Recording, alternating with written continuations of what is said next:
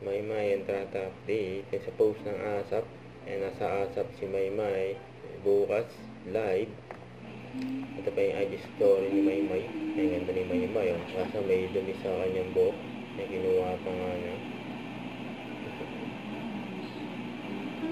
Yan! Ito pa yung sa camera eh. Hi, my love! May pa-update ni Maymay. Kamusta na po kayo? Kasi ko ako yung Alagang beautiful. okay, magigit kaayo po. Grabe malipayon, kaya nga po ang adlaw, magpayan ang akong kasing-kasing gid kaayo. Kahit sobrang busy man po ang nangyayari these past few days po, masabi talaga na sobrang blessed at honored din po ako talaga. At lalo na po yung dun sa nangyari po dun sa Paris Fashion Week, ay wait lang. Bago po ako magkikwento about sa Paris Fashion Week, syempre, gusto ko po muna i-share sa inyo yung skincare ko po with Beauty Vault Premium Rejuvenating Set. Tada! Ito, kakatapos ko lang po mag-wash na kanina ng face ko. Gamit po itong Beauty Vault Premium Kojic Soap. So, sa toner na po tayo. Ito po yung Premium Rejuvenating Toner ng Beauty Vault. Let's go! So, sa toner po, siguraduhin niyo po na sobrang konti-konti lang po yung paglagay niyo po. Oops! Okay na yan. So, itong toner na po ito, it removes mga dirt sa face and helps control po ang mga patutubong pimples at it will help also po na i-dry yung mga pimples nyo. May peeling din po ito, pero sobrang tolerable po talaga siya. As in. After ng toner, ay itong Beauty Vault Rejuvenating Night Cream. And night cream. So, going back po dun sa Paris Fashion Week, kung alam niyo lang po, fun fact! Wow! Alam niyo po ba na masama yung pakiramdam ko ba? May lagnat pa po ako noon, tapos may sipon pa ako noon, masakit pa yung ulo ko!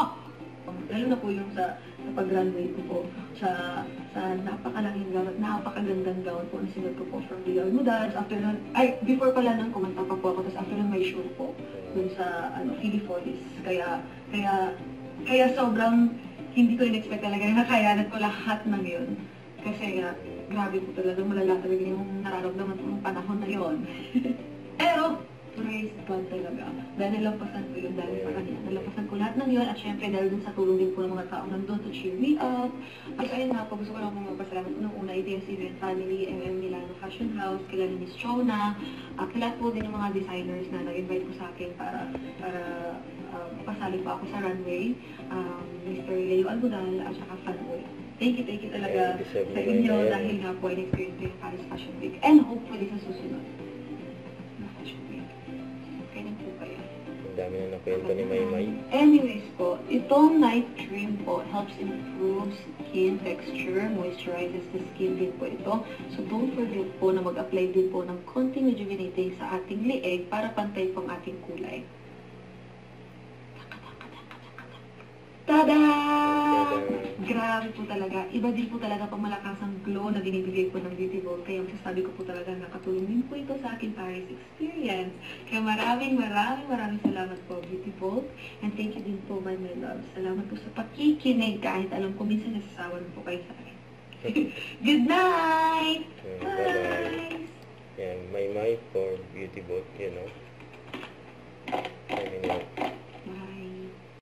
Huwag kalimutan mag-subscribe, click ang notification bell kung may update po ang for reaction live. Bye guys, thank for what